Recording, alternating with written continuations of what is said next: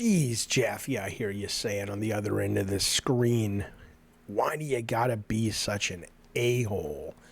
And the answer is, that's just a side effect of being the guy that delivers the truth. Now, here's the news. $10 billion wiped away from Sony's value on Friday. It is being reported from their stock. This is because Sony says, hey, in their forecast call, I don't know if that's how they talk, hey, PlayStation 5, we got to cut our forecast. Now, that's the official bad news, but the real bad news, according to this article I'm reading here from CNBC, check this out. And again, you're like, Jesus, Jaffe, it's bad news. $10 billion just wiped off. People lost money. I don't want to see people lose their jobs. I don't want to see people lose their money. It's not what this is about. But you're like, yeah, but I detect a sense of glee in your voice. Yes, there is. But it's not whatever. It's not what you fucking console warriors think. It's not the reason. Here's the reason. All right, but let me tell you the news. So, excuse me, the operating margin, this is from the CNBC, in the gaming business came in just under 6% for December. Now, last year, that was 9%. Plunge is a little hyperbolic. Dropped 3%. Okay. Here's what Atul Goyal, equity analyst at Jefferies, said in a note that he wrote to his client folk. He says this. He says, the shipment forecast cut for PS5 is not what's disappointing, folks. What is disappointing is the low level of operating margin. He goes on a little bit. He says, the latest quarter single-digit margin for Sony. Listen to this again. The latest quarter single-digit margin for Sony is present despite various tailwinds that should have driven up the margins towards 20%. So they made 6%. They expected 20%. He says the situation is extremely disappointing. This is why it fills me with glee, other than people actually having financial hardships, which is never something to joke about. Their revenue on digital sales, he continues, add-on content, digital downloads are at all-time highs, and yet their margins are at decade lows. This is not just acceptable. This is just not acceptable. I'm so excited with glee that I'm misquoting him. He said this is just not acceptable. Now, here's the reason I think we all know where this is going. Serkan Toto, CEO and founder of Tokyo games-based consultancy Kantan Games, of the Cincinnati Cantans, I think.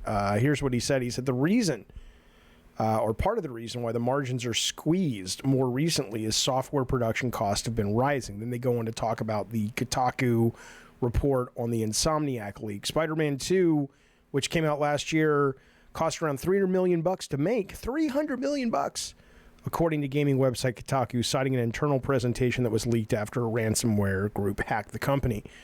So going back to this guy, the Toto fella, not the Rains Down in Africa group. This is a man, a gentleman, a gentle person, Serkan Toto, CEO.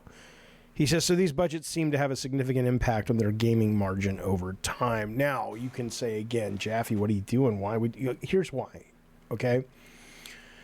Part of it is I'm not going to lie to you. I'm not an idiot. You know, I'll accept and I'll take the good with the bad. The bad is, yeah, there's a little bit of ha-ha, I told you so. That's no lie.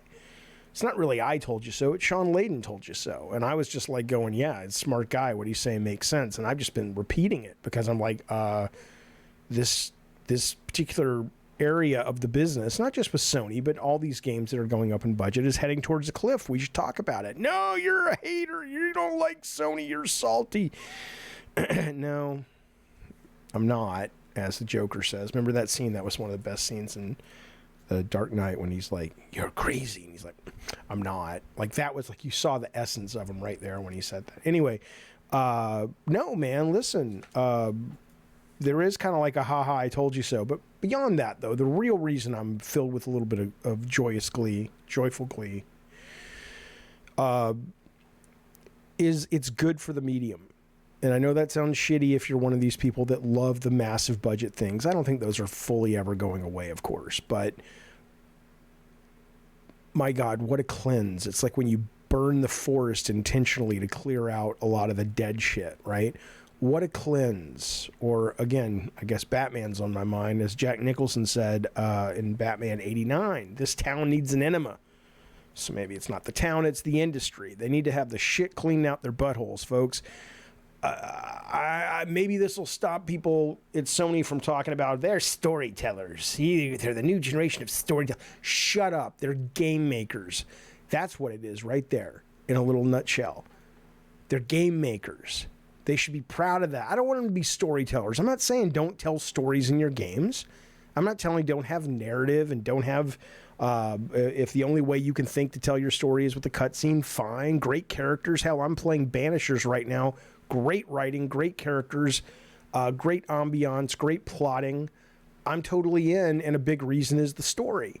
I'm not against story. What I'm against is that taking the front seat and the driver's position behind the wheel.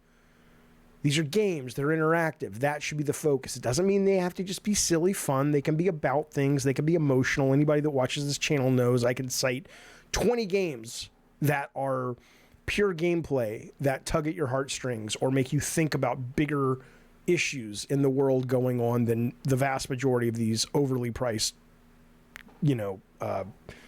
extravaganzas of vulgarity spend. Hello. Seriously, though, that's what I'm excited about. I'm excited about the correction to come, which is one where these kinds of companies, especially Sony, with all their resources and all their talent, go, wait a minute, we don't necessarily want to just make Fortnite games and just, Roblox. They want to put their resources and their talent and their tech and all that. That's great. So maybe Helldivers is one of the kind of things we'll be getting. Maybe something like Banishers, even though it's janky, wouldn't be as janky under Sony, and the combat would be more varied and stronger.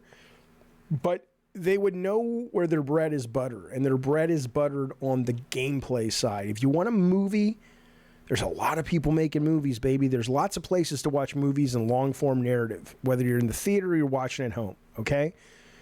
I get it. It's fun when it's interactive and big budget. That's not going away, but a lot of it's going away, and it should go away, and I'm goddamn happy about it. I'm not saying let's go back to Parappa the Rapper, whatever the fuck it was, the dog. Do you know why I stopped? Remember that? The Onion, he was the teacher, but he was also an onion. He had things to do as an onion during the day. The point being, though, is that I'm not saying we got to go back to that. I'm not like some cuckoo going, I just want it to be back like it was when it was in my heyday. I get it. The industry evolves, the medium evolves, as it should. But boy, what a wonderful thing that a lot of these people now have to stop thinking about what character can we bring in the motion capture of new technology, so the animation is super expensive that we have to invent, but you'll be able to see a little bit more emotion as the character hits himself against the wall and shoves off every time, totally procedurally generated based upon the hit points of the player. No. You're going to get people putting more money, hopefully, into gameplay, game design, mechanics, replayability, fresh design ideas. You're going to get an industry that's capable of reading documents and going, wait a minute, what's the gameplay? Or how is this gameplay interesting? Or how does it scale? What is this loop, and how does this loop of gameplay feed into that loop of gameplay? Oh, you want to make an 80-hour game? Cool. What's going to keep the player engaged over that amount of time? That's what I'm excited about, because I think the medium is going to get the enema it needs. It's going to get the cleanse it needs. Oh, I wish I could have my colon cleansed. Remember that movie? That was awesome.